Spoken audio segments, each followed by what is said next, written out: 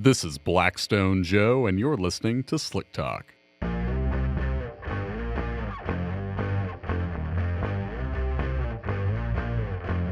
If I say I'm an oil man, you will agree.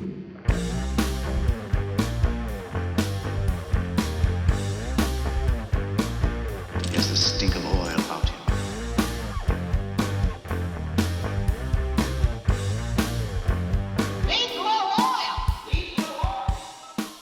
Hello and welcome to episode 144. I am your host, Blackstone Joe, and I'm glad you're here. You may have heard it said that oil analysis is a lot like a blood test. And boy, did I learn that to be true. Because recently I had the question, what condition my condition was in. And an oil sample can't tell me much about my own body, but boy, does a blood sample and all of the steps contained within that process, from getting the sample taken to finding out what the results are and what you should do about them, if anything, really does match up quite well with an oil analysis. But there are a couple of things we do that are different that, at the very least, I think you'll find will make it an easier process in terms of waiting for the results and, of course, understanding them and knowing exactly what you should do. Things, fortunately, can be a little easier to manage under the hood. But let's talk about what it's like when you're checking your blood, because that's a thing we do as we get older. I'm 32 years old, so I'm not exactly an old man, but there are definitely a few more miles on the proverbial odometer since I had any sort of checkup. So I felt like getting a look-see and figuring out if there's anything I should be worried about, or if there may be lifestyle changes I need to pursue. Whatever the case may be, I wanted some data to go with my general assumption, which was that I'm in decent shape. I can run a half marathon any day I feel like it, but are there other things I should be looking into? So enter the process of actually getting your blood drawn. This is a whole lot like what I'm sure people are thinking when they get an oil sample taken, which is, how do I start? What do I do beforehand? Should I sample this amount of miles? Should I drive differently than I normally do? How should I avoid throwing the results off? Do I try an additive beforehand or avoid all additives? That sort of mindset is exactly what I found myself in before I went to the appointment, because I was wondering, hey, should I fast the day before? Should I eat what I normally eat? Should I abstain from certain foods? Or just freaking go to the appointment? I had no idea what the best way to go about it would be. So I found myself resting on the recommendation that I often give customers before they send in an oil sample, which is do what you normally do. We want the numbers to speak to what a typical day in the life or oil run in the life of your engine is. We don't want to see things through rose-colored lenses. And that's the approach I applied to going into the appointment and getting my blood drawn. Simply wanting them to get a look at what it's like after I've had my typical diet and not giving them some fugazi setup heading into the appointment. Now, in the process of walking in, getting the blood drawn, walking out, I asked at least 3 people the same question because I wanted some sort of confirmation on this. And that was turnaround time, as well as the communication that would be involved with getting these results back. As I'm sure a lot of you like to know when you send in a sample.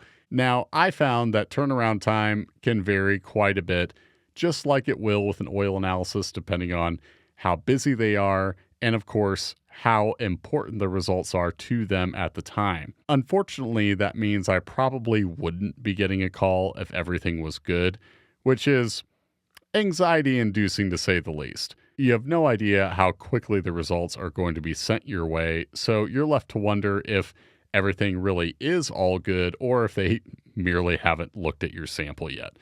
Now, at Blackstone Laboratories, you can always call us to simply get the latest turnaround time, find out when the analysis is expected, and of course, you can let us know if there's anything in particular you're worried about. Not so much when it comes to getting your blood work done. I was not going to get any sort of firm answer on turnaround time, and the fact that I would only get a call if something was seriously out of whack, well, that didn't do much to put my mind at ease. Nevertheless, I was left to my own devices of leaving the hospital, going home, and waiting for the call, if there would be one, that is. Now, I was pleased with one aspect of this process of getting my blood work done, and that is that I did get my results on the same day. However, much to my dismay, the results were lengthy. There were so many tests, I didn't understand what most of them were, or if a number that was slightly in or out of the expected range was really a concern or not. Fortunately, most of my numbers were within the specified range, so that felt good. But the numbers that were slightly low or high, of which there were only a few, but still, I wanted clarification on each and every one, and I wanted it right away. Unfortunately, there was no call, which at the time told me that everything's good here, they aren't concerned, so why should I be?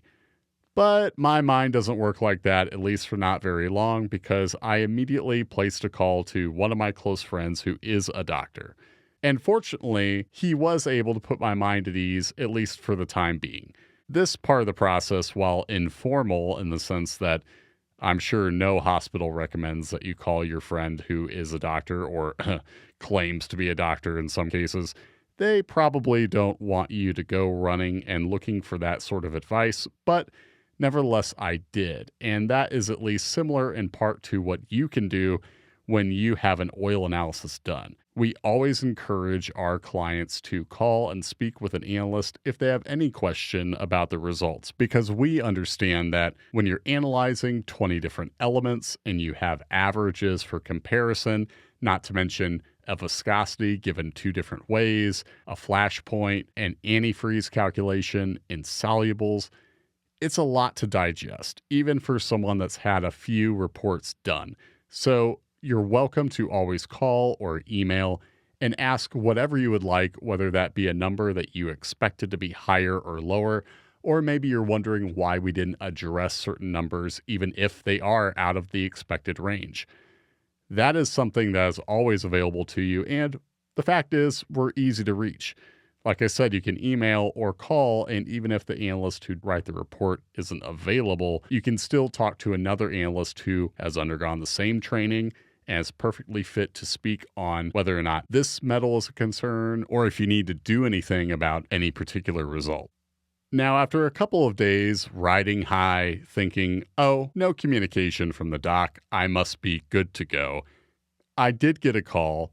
And it was in regards to one particular test that they want to check back on, specifically the platelet count. It was a little lower than they wanted, and they are going to order additional blood work to see if this result is a one-time deal, if it's getting worse, if it's consistent. And even though I would prefer not to have any sort of follow-up at all, I have to say that this was kind of reassuring to me.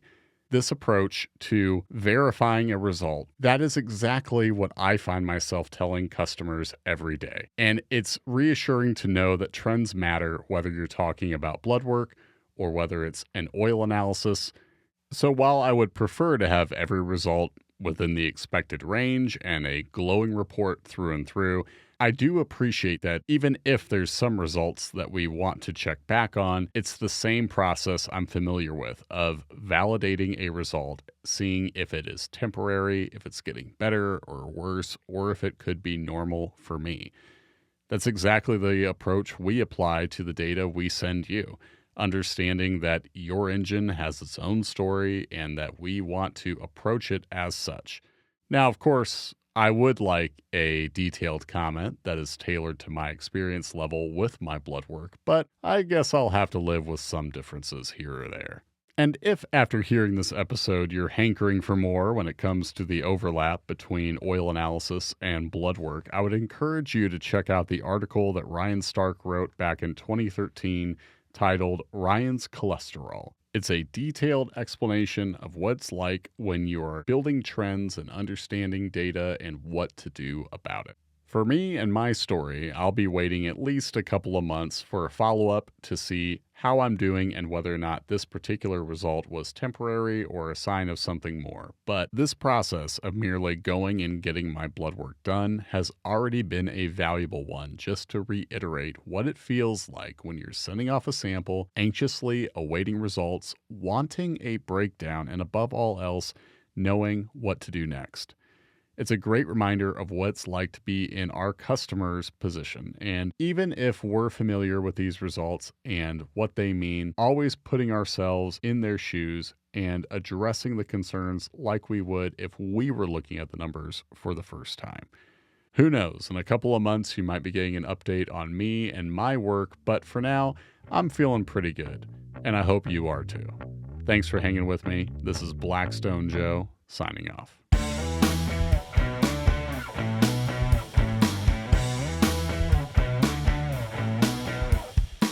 The Slick Talk podcast is powered by Blackstone Laboratories. If you're ready to start your oil analysis journey, visit blackstone-labs.com to order your free test kit.